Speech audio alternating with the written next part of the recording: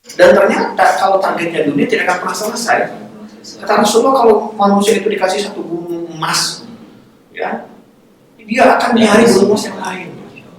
Kalau dia dikasih satu lembah emas, maka dia akan mencari lembah emas yang lain. Jadi dunia itu tidak akan pernah cukup. Ya sekarang kita orientasinya akhirat saja. Dan ketika orientasi akhirat, maka Allah akan fasilitasi.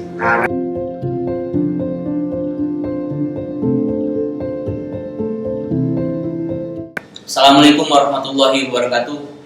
Salam Sultan. Kali ini Bogor Berkah bukan kedatangan tamu, justru kita yang menyambangi, ketemu dengan pengusaha muda yang sukses. Kalau bicara kemarin itu kita mengundang ada pengusaha, ada trainer. Nah ini perpaduan antara itu. Ini luar biasa. Sekali ini kita menyambangi khusus orang spesial. Di sebelah saya ini ada Kang Sandi. Biasanya lebih disebut Abi ya, biasanya panggil Abi aja ya, karena lebih nyaman Abi ya, karena di pesantren beliau dipanggil oleh anak-anaknya itu panggil Abi ya. Kali ini kita bertemu dengan Abi Sandi ya. Beliau adalah founder dari Yayasan Cinta Dakwah, betul tadi ya? Yayasan Cinta Dakwah ini berada di Sukabumi ya, kawasan yang sangat elit nantinya.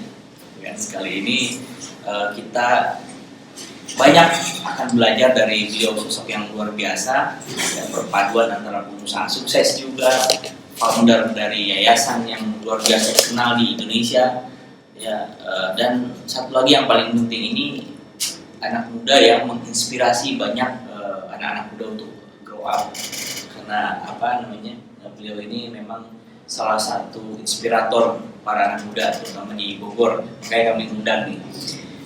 Lebih enak dipanggil Abi Sandi aja ya. Ini Abi Sandi kelahiran Sukabumi, usianya baru 30 tahun. Ini bagaimana awal mulanya antum dari pengusaha, ya kan? Tiba-tiba kepikiran gitu loh membuka pesantren, padahal antum sendiri masih muda. Biasa kalau sosok pesantren harus kiai, harus yang memang sudah usianya cukup gitu kan. Nah ini gimana awal mulanya gitu, Ustaz? Bismillahirrahmanirrahim. Mungkin harus cerita agak panjang ya. Agak panjang. Kita nggak apa-apa, kita tunggu sampai 2 hari mulai. Jadi kebetulan memang saya terlahir dari keluarga yang biasa saja, di salah satu kampung di Sukabumi, bahkan rumah saya dekat pegunungan ya. Dari kelas 3 SD saya tidak tinggal dengan orang tua karena faktor ekonomi, orang tua harus merantau untuk memenuhi kebutuhan keluarga, dan saya tinggalnya berpindah-pindah, kadang di gua, di nenek, di kakak, bahkan pernah juga dulu 6 bulan mondok sebenarnya, 6 bulan saja, itu pun hanya sekedar numpang satu semester, dan itu pun hanya numpang tidur sebenarnya, gitu. Jadi sampai kuliah pun saya tinggal di kampus gitu kan. Dalam perjalanan itu saya merasakan bahwa perjalanan sebagai seorang anak tanpa kehadiran sosok orang tua itu sangat bisa dibilang menyedihkan dan cukup menyakitkan gitu kan, untuk perjalanan hidup sebagai seorang anak. Nah, ketika saya mulai masuk usia SMP, SMA, saya mulai aktif di berbagai organisasi sekolah. Dan ketika itu, setiap bulan Ramadan saya selalu mengadakan kegiatan santunan anak-anak yatim bersama teman-teman saya. Sampai kebiasaan ini terus berlanjut hingga saya juga aktif di kuliah. Bahkan ketika sudah menikah pun, ini menjadi salah satu agenda rutin bagi saya pribadi setiap tahun. Dalam perjalanannya saya menemukan fakta bahwa ternyata anak-anak yatim ini bukan membutuhkan finansial saja. Dan kebutuhan mereka itu bukan setahun sekali. Karena kultur di Indonesia, santunan dan memperhatikan anak-anak yatim itu lebih cenderung setahun sekali. Kalau tidak bulan Ramadan, bulan momen tertentu. Padahal kebutuhan anak-anak ini adalah setiap hari. Ya. Nah dari situ saya berpikir, kenapa tidak kita coba perhatikan mereka kebutuhannya setiap hari. Dan kemudian saya juga menemukan bahwa fakta dari sisi positifnya santunan ada sisi negatif. Apa itu? Yaitu membangun karakter tangan di bawah secara psikologis untuk anak-anak yatim yang menerima manfaat santunan. Dan ini juga menurut saya salah satu yang memang harus kita hindari.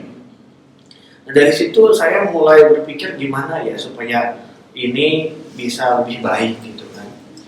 Dan ketika tahun 2015, 2016 Allah lebihkan rezeki saya bersama istri dan teman-teman di usaha yang saya rintis ketika itu, saya berpikir kok hati ini semakin galau ketika justru uang itu bertambah. Uang itu bertambah kok semakin galau. Saya bertanya-tanya, ada apa dengan kegalauan ini? Saya mencari sumber masalah dari kegalauan ini apa sih sebenarnya. Akhirnya saya mengingat-ingat kembali, ternyata dulu ketika tahun 2012, ketika saya mengikuti sebuah training, saya pernah menulis sebuah mimpi bahwa saya ingin mendirikan sebuah sekolah gratis bagi anak-anak tidak mampu, 10.000 anak gratis. Nah dari situ saya diingatkan lagi, oh mungkin ini gitu kan, mungkin ini sumber kegalauan saya. Akhirnya dengan bismillah, walaupun tidak tahu caranya memulai bikin pendidikan bagaimana, lembaga pendidikan seperti apa, bismillah saja. Agustus 2016 akhirnya saya datang ke notaris, saya ingin bikin yayasan, saya bilang. Gimana caranya? Karena memang saya awam sekali. Bikinlah, jadilah. Dalam perjalanannya tiba-tiba saya harus apa ya dengan yayasan yang sudah jadi ini gitu kan, untuk mewujudkan mimpi ini. Karena modal nekat. Karena ketika itu tidak ada kos ya. Kalau mungkin di dunia bisnis ada kos yang tempat kita bertanya. Tapi untuk pesantren itu nggak ada kosnya. Untuk bikin lembaga pendidikan itu nggak ada agak ada perusahaan yang mampu menyediakan jasa coachingnya, itu nggak ada. Karena coach rata-rata untuk pengusaha. Untuk pengusaha gitu kan. Makanya ketika itu saya bilang ya bismillah aja lah gitu kan. Ya akhirnya sampai sekarang jadilah pondok pesantren yatim yang memang saat ini kurang lebih ada 200 anak yatim dari berbagai kota, gratis 100% dari mulai makan, pendidikan, pakaian, kesehatannya kita yang jamin semua melalui wasilah orang-orang baik di seluruh Indonesia. Itu sebenarnya perjalanan singkatnya gitu kan.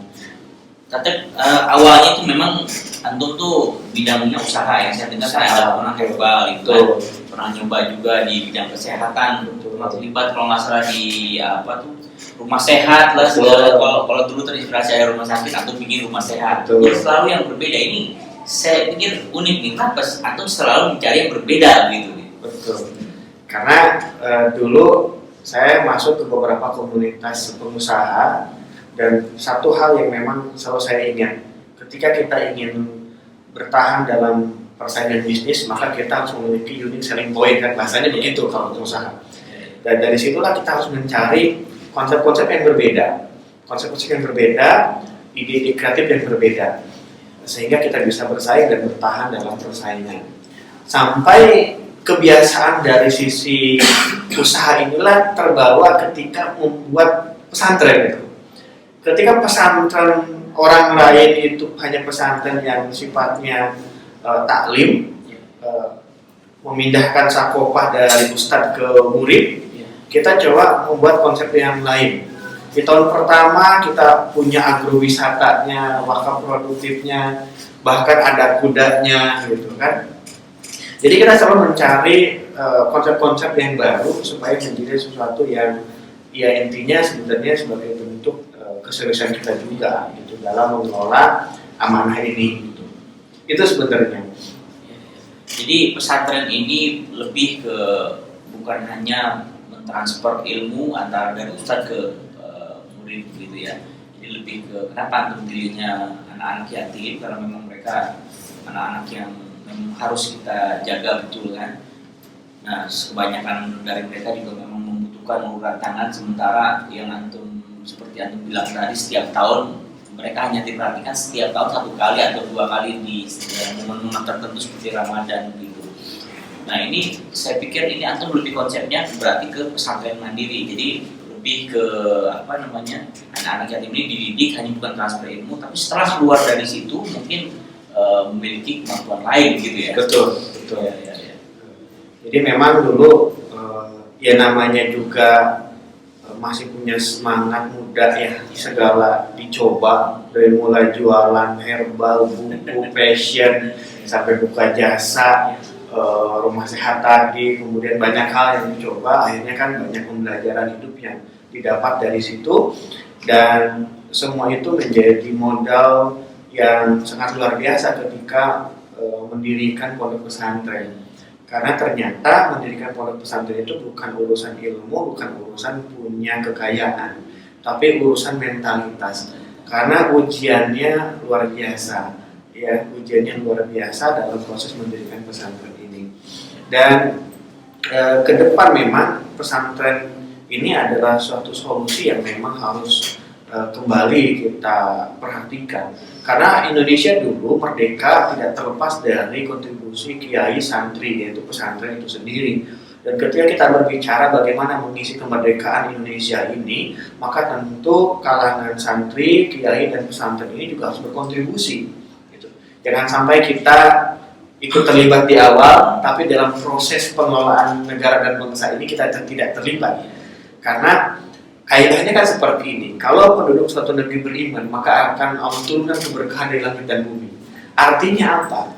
Artinya orang-orang yang paham fikih, artinya orang-orang yang paham syariat, orang-orang yang beriman kepada Allah harus terlibat dalam pengelolaan negara dan bangsa ini, agar keberkahan dari Allah Subhanahu wa Ta'ala turun. Sebenarnya itu yang ingin coba saya lakukan gitu. Karena melihat bahwa pesantren itu terkadang dipandang sebelah mata ya, bahwa pesantren itu madesu, masa depan suram, tidak punya kreativitas, keluar hanya jadi guru ngaji, gitu. Kemudian kumuh, gatel-gatel gitu kan. Ini mindset ini yang sebetulnya ingin coba saya lawan, bahwa pesantren itu justru adalah awal dari peradaban sebuah bangsa dan negara. Karena kalau kita berbicara kebangkitan, itu berawal dari sebuah kesadaran. Dan saya rasa ketika kita berbicara kebangkitan Indonesia, maka kesadaran yang harus pertama dibentuk adalah di kalangan para santri dan para ulama. Ketika para santri dan ulama ini memiliki kesadaran bahwa pentingnya mereka terlibat dalam mengelola bangsa dan negara ini, insya Allah Indonesia akan menjadi negara yang berkah. Dan tentunya dengan keberkahan itulah kita bisa bersaing di kancah internasional. Ini kan konsepnya begitu besar ya, agung nih kan. Nah, saya ingin tahu nama Yayasan Cinta Dakwah. Setelah saya cek juga antum membuat Instagram yang sudah begitu banyak dari kaula muda, namanya juga Tausiah Cinta. Kenapa berbau-bau cinta? Ada apa dengan cinta? Karena cinta itu ada ruh ya. Ketika orang tidak memiliki ruh, maka hidupnya akan menjadi hampa. Masya Allah ya. Maka hampa cinta ini hampa gitu kan. Cinta itu adalah strong by, alasan orang untuk bergerak dan melakukan sesuatu. Kalau alasannya hanya karena uang, maka ketika uang itu tidak ada, maka sudah tentu dia tidak akan melakukan lagi, gitu kan? Tidak akan berikhtiar lagi. Kalau alasannya manfaat, kalau sudah manfaatnya hilang, maka dia tidak akan melakukan lagi, tidak akan berkontribusi lagi. Tapi kalau sudah cinta, mau ada uang, nggak ada uang, kita tetap jalan. Tidak ada batasan. Tidak ada batasan, gitu kan? Bahkan kita mengorbankan nyawa pun karena cinta itu ya sesuatu yang bisa dilakukan, gitu. Nah, ini sebenarnya kenapa namanya harus cinta, karena cinta itu adalah ruh kehidupan bagi seseorang. Apalagi cinta ini didasari dengan kecintaan terhadap Allah Subhanahu wa Ta'ala. Ini sebenarnya spiritnya. Kemudian kenapa namanya Yayasan Cinta Dakwah? Karena ketika dulu saya di kampus, saya memiliki banyak teman-teman yang dari sisi kemampuan dakwahnya, cakupannya luar biasa. Tapi ketika berbicara dia sudah menikah, dia mencari nafkah, kok seolah-olah teman-teman saya ini hilang dari peredaran. Jadi kayak futur gitu. Kayak futur gitu, kemudian kayak ditelan bumi itu susah dicari, susah ketemunya gitu loh kan.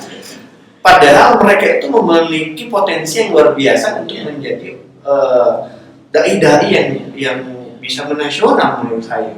Tapi karena urusan sesuatu yang sifatnya dunia, mereka bisa terkalahkan gitu kan.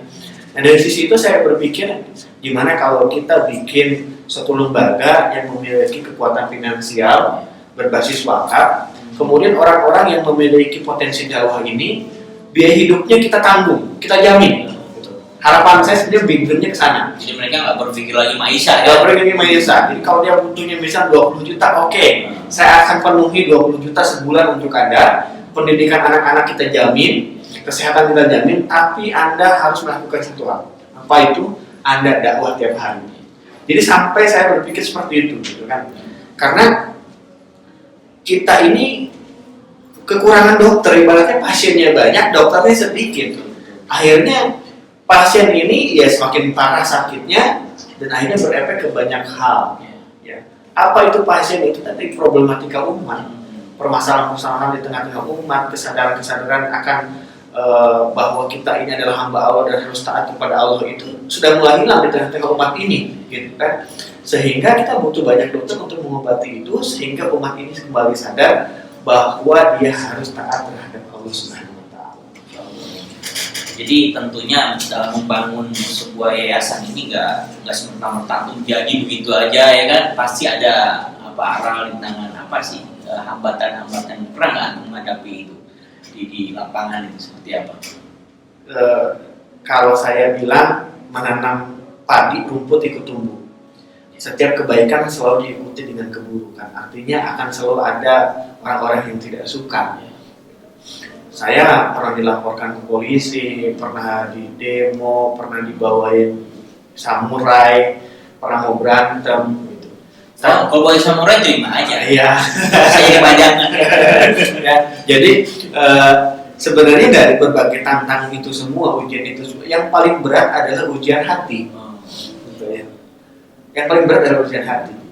Karena menang dan kalahnya seseorang dalam medan tempur itu bukan karena alusistanya, bukan karena jumlah pasukannya, bukan karena kekuatan di personilnya, personalnya, tapi lebih kepada kekuatan hatinya.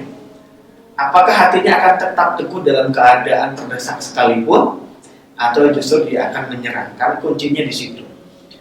Jadi dalam Islam itu ada istilah begini kan, para mujahid itu selalu bilang hidup mulia atau mati syahid. Dalam arti adalah sesulit apapun keadaan dalam medan perjuangan, itu harus kita siapkan segala sesuatunya. Artinya kita harus siap dengan itu. Dan yang paling berat itu tadi perkara hati. Apakah hati kita ini akan tetap istiqomah? Makanya kita selalu berdoa kepada Allah, ya Allah, jagalah hati ini jangan kau bolak-balikan. Kenapa? Karena orang itu mungkin amalnya, mungkin dia masih sholat, mungkin dia masih sedekah, tapi ketika hatinya sudah berubah niatnya, bukan karena Allah lagi, maka ini yang akan berbahaya. Ini istiqomah itu. Perlu istiqomah dan menjaga hati. Istiqomah itu memang tujuannya untuk supaya apa yang kita cita-citakan itu selesai gitu kan. Kalau nggak istiqomah, tiba-tiba futur di jalan bahaya. Bahaya. Di belakang kita gerbong masih banyak nih kan. Betul. Bahkan dalam beberapa diskusi itu disebutkan bahwa ada seorang mujahid yang syahid, kemudian ketika ditanya oleh Allah, kamu syahid? Ya Allah, aku syahid di jalanmu. Tapi kata Allah apa? Dusta, kamu dusta. Kamu syahid hanya karena ingin diakui oleh penduduk bumi bahwa kamu ini adalah seorang mujahid, bukan karena aku. Nah ini sebenarnya hati-hati dengan perkara hati gitu loh ya. Karena ia akan menentukan segala sesuatu amal kita diterima atau tidak. Bukan hanya sekedar ittiba kepada Rasulullah, tapi juga hati ini juga penting. Karena kan kaidah yang kita bahas adalah niat yang ikhlas, cara yang benar, gitu kan.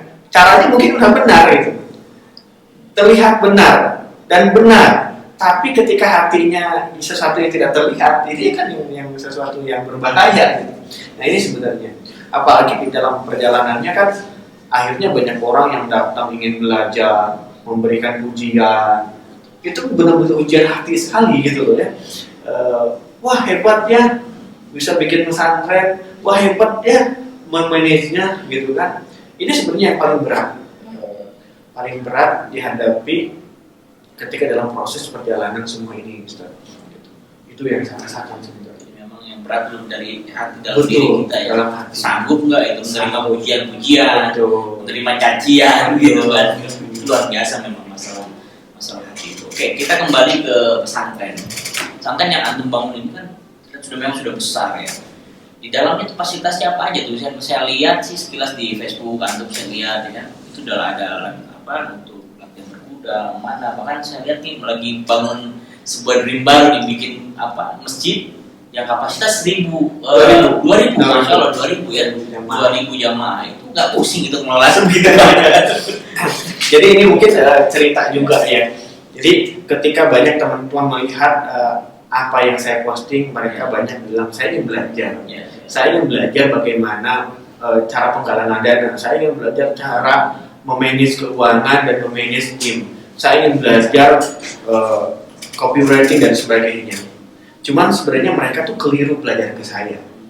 Karena ketika berbicara manajemen, banyak orang yang ahli manajemen yang bisa mereka jadikan tempat belajar. Ketika berbicara marketing, banyak orang-orang yang jago marketingnya untuk jadikan tempat mereka untuk belajar. Karena sejatinya saya dan tim ini sebenarnya tidak bisa apa-apa. Ini adalah proyeknya Allah. Ya. Jadi saya dulu sombong Ustaz. Di awal-awal itu dari bisnis itu saya bilang santrinya 10, Ustaz 1, saya biayai dari hasil bisnis saya. Di tahun pertama itu langsung ada santri 70, Ustaz 15. Yang tadinya saya berpikir bahwa dari bisnis saya ini bisa memenuhi kebutuhan pondok, ternyata tidak mampu. Nah dari situlah saya mulai sadar bahwa ini bukan proyek pribadi saya, karena saya sudah tidak mampu. Ini harus melibatkan umat. Ya? Betul. Dan saya bilang ini sudah proyeknya Allah. Filosofinya itu satu. Yang kedua, mau sebagus apapun copywriting, sebagus apapun konten penggalangan dana, kalau orang itu tidak tergerak hatinya untuk sedekah, maka tidak akan pernah bersedekah. Makanya kuncinya adalah perkara hati. Kita mungkin pernah ke pasar lihatnya beli sayur, tapi ketika di pasar kita lihat tukang jualan ikan, kok tiba-tiba pengen beli ikan. Ternyata Allah sedang menggerakkan hati kita untuk menjadi wasilah rezekinya tukang ikan. Sama seperti halnya pondok ini. Ya. Kami tidak punya tokoh publik yang kami jual, tidak ada tokoh terkenal yang kami jual. Lembaga kami pun lembaga baru tidak terkenal. Tapi kenapa orang kok mau menitipkan amanah sedekahnya kepada kami untuk dikelola sedemikian rupa? Itu berarti salah satu crowdfunding untuk mendanai itu dari orang-orang. Dari orang-orang. Dan ibaratnya kita harus sadar bahwa yang menguasai hati para donatur itu siapa? Allah Subhanahu wa Ta'ala.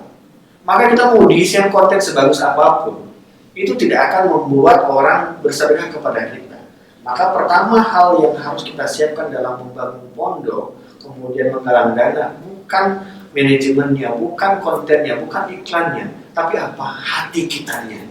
Ketika hati kita sudah selesai urusannya sama Allah, bahwa Allah sudah tahu kita membuat ini tidak ada niatan lain selain untuk mengabdi kepada Allah, maka insya Allah Allah akan mengirimkan hamba-hambanya untuk membantu kita melalui rezeki mereka. Jadi perkara pertama yang kita persiapkan adalah urusan hati. Yang kedua, orang bilang antum kan bukan urusan pondok. Iya. Nggak ada bidangnya. Nggak ada bidangnya. Antum kan berusaha, ngapain bikin pondok? Emang antum mampu ngajar? Nah, di sini sebenarnya saya juga bingung gitu. Saya juga bingung kok saya bisa bikin pondok ya. Padahal ketika teman-teman datang bertanya pun saya juga tidak memiliki jawaban untuk menjawab segala pertanyaan mereka. Tapi ketika saya tidak menjawab, mereka akan bilangnya mungkin saya sombong, tidak mau berbagi ilmu, pelit gitu ya. Karena memang nggak tahu. Karena nggak tahu. Kayak mimpi gitu ada pada posisi ini gitu kan. Akhirnya saya merenung. Allah ini punya skenario apa, punya rencana apa dengan hidup saya. Akhirnya saya berpikir dan muncullah 4 poin. Yang pertama tadi adalah urusan hati. Yang kedua urusan takwa ternyata. Ada orang kaya tapi belum tentu mampu bikin pesantren gratis. Ada orang lulusan LCMA mungkin ya, tapi belum tentu juga dia bisa mampu bikin pesantren. Ternyata urusan bikin pesantren ini ada urusan takwa. Saya mengutip dari surat Al-Baqarah 282. Jadi kata Allah, bertakwalah kepadaku maka aku akan membimbingmu. Jadi dengan kita bertakwa kepada Allah, yang tadinya tidak paham, Allah akan pahamkan. Yang namanya saya pengusaha, mana paham kurikulum pesantren. mana paham nyari Ustaz gitu. Walaupun pesantren pernah ya 6 bulan. 6 bulan numpang tidur. Ya akhirnya Allah mampukan. Bahkan kan kalau sekarang berbicara pondok pesantren kita, sekarang luasnya 20 hektar. Ada peternakannya, ada perikanannya, ada agrowisatanya, ada pertaniannya. Gitu. Ini pesantren atau tampil gitu. Nah itu tadi. Itu orang pusing gitu. Tapi ya itulah sekarang gitu. Saya tidak pernah belajar masalah pariwisata kok saya bikin konsep pariwisata berbasis wakaf untuk kemandirian ekonomi dan pangan pesantren. Itu ngalir begitu saja. Jadi pengalaman spiritual yang saya rasakan seperti ini Ustaz. Jadi ketika Allah menginginkan saya melakukan sesuatu, saya selalu dibuat risau dengan keinginan Allah itu. Contoh misalnya, dulu ketika gedung utama belum selesai, kok tiba-tiba hati saya pengen beli kuda. Santri belum mukim, gedung belum selesai, kok tiba-tiba hati saya pengen beli kuda. Saya berpikir, ini kok ide dan keinginan beli kuda datangnya dari mana? Karena sebelumnya belum pernah naik kuda, bahkan pegang pun belum pernah. Tapi kok kenapa tiba-tiba ingin beli kuda? Ini kan sesuatu yang terlintas begitu saja. Dan akhirnya saya bertanya-tanya, kok makin hari makin risau ketika keinginan ini tidak ditunaikan gitu. Nah dari situ akhirnya saya mencari orang yang bisa menyuplai kuda dan belilah 3 ekor kuda lokal yang harganya 15 jutaan kalau nggak salah gitu. Beli, belajar gitu kan. Akhirnya saya upload gitu kan. Tiba-tiba ada seorang donatur yang nanyanya begini, Ustadz, mau tanya boleh? Saya bilang boleh, silahkan. Apa yang nggak boleh gitu kan. Kalau bisa saya jawab pasti akan saya jawab. Beliau bilang begini, harga kuda yang bagus berapa Ustadz? Saya bilang karena memang saya juga baru di dunia kuda, saya bilang 25 juta juga udah bagus. Lokal aja lokal gitu kan. Kemudian beliau bilang lagi, yang lebih bagus dari itu berapa? Saya bilang 35 juta. Yang lebih bagus lagi ada Ustaz. Ada saya bilang 50 juta. Sampai di harga 75 juta. Dan beliau bilang, baik Ustaz, terima kasih informasinya. Besok harinya beliau langsung laporan, Ustadz sudah saya transfer 75 juta untuk beli kuda.